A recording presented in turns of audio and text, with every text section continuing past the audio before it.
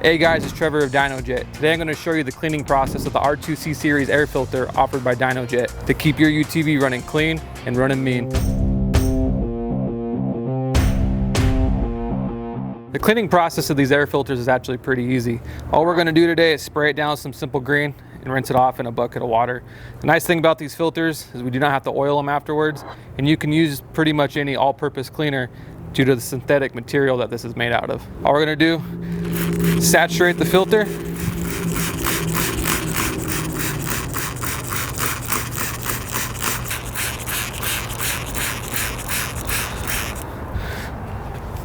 Let it sit for about 2 or 3 minutes.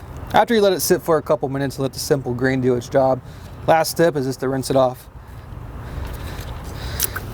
Just throw it in the bucket, splash it around, flip it upside down.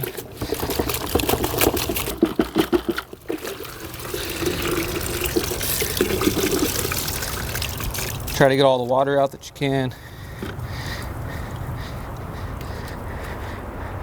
And then stick it in the sun and let it dry for roughly 24 hours. Once it's all dry, you can throw it back in your car.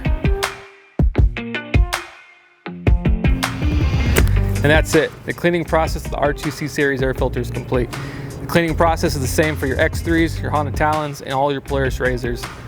If you found this video helpful and you want to get your hands on one of these air filters, check us out at dynojet.com and give us a like and subscribe to our YouTube channel for more great content.